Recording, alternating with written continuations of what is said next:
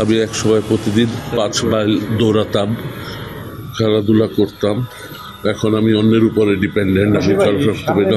আমি আমার উপরে যারা বৈশ্বাসিক নির্যাতন করেছে, যারা আমাকে পঙ্গু বানিয়ে দিয়েছে, আমি তাদের দৃষ্টান্তমূলক শাস্তি দাবি করছি।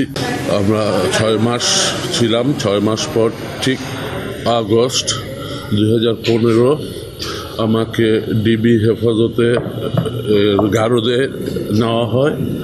তার 2-1 দিন পরে আমাকে আদালতে উপস্থাপন করে রিমান্ড আবেদন করে এবং 2 দফা রিমান্ড শেষে আমি প্রায় 2 বছর ঢাকা কেন্দ্রীয় কারাগারে ছিলাম।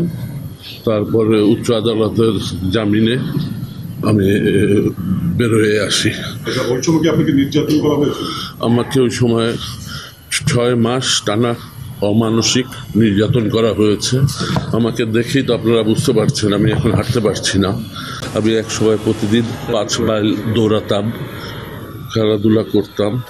এখন আমি অন্যের উপরে ডিপেন্ডেন্ট। আমি কারো রাখতে পারি না। আমি ব্যবসা করি এবং বর্তমানে আমি যুক্তরাজ্যে লন্ডনে থাকি। আমার চিকিৎসার প্রয়োজনেই আমি ওখানে থাকতে হচ্ছে, কারণ আমার দীর্ঘমেয়াদী চিকিৎসা দরকার। তাই যে আমি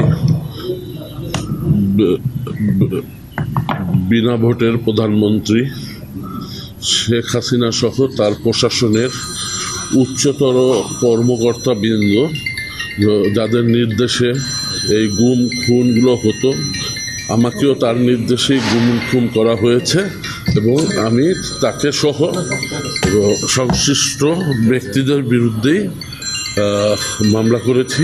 মামলা করার জন্য আমি কমপ্লেন দিয়ে গেছি। তারপরে বাকিটা আইসিটি। আমি আমার উপরে যারা বৈশ্বাসিক নির্যাতন করেছে, যারা আমাকে পঙ্গু বানিয়ে দিয়েছে, আমি তাদের দৃষ্টান্তমূলক শাস্তি দাবি করছি এই আদালতের কাছে। স্টাইল হোক রুচিশীল, পরিচয় হোক রাজকীয়, e commerce platform palace of classy, যেখানে ফ্যাশন মেলে আত্মবিশ্বাসে। শীতের হুডি হোক বা গরমের আরাম, আমরা আছি আপনার পাশে। 100% অরিজিনাল প্রোডাক্ট, দেশের যে কোনো প্রান্তে, ফ্রি হোম ডেলিভারি। অর্ডার করতে ইনবক্স করুন এখনই। Palace of classy, be classy, be confident. আশা করি আদালত আমাকে সুবিচার দিবে। ওই সময় ডিজিএফআই প্রধান শেখ মামুন খালেদ, তার বিরুদ্ধেও কি আপনি অভিযোগ করেছেন? আসলে আমি আসামিদের নামগুলো এখনই পরিষ্কার করতে পারছি না আইনগত তদন্তের স্বার্থে, বিকজ আপনারা জানেন ইতিমধ্যেই অনেকে দেশ থেকে পালিয়ে গেছে। আর যারা এখানে আছে এই নাম প্রকাশিত হলে তারাও হয়তো পালিয়ে যাবে। তাই তদন্ত শেষ না হওয়া পর্যন্ত আমার মনে হয় আমাকে নামগুলো না জিজ্ঞেস করলেই ভালো করবেন, কারণ এটা আইন দ্বারা বাড়িত আছি আমি।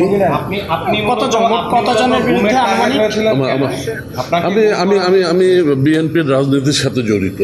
আমি ছাত্র দলের রাজনীতি শুরু করি সেই 85 সন থেকে।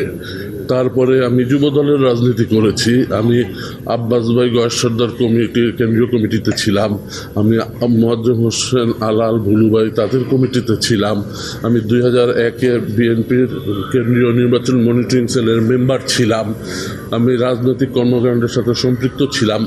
আমরা নিয়মতান্ত্রিক শেখ হাসিনা সরকারের বিরুদ্ধে নিয়মতান্ত্রিক আন্দোলনে আমরা মাঠে ছিলাম।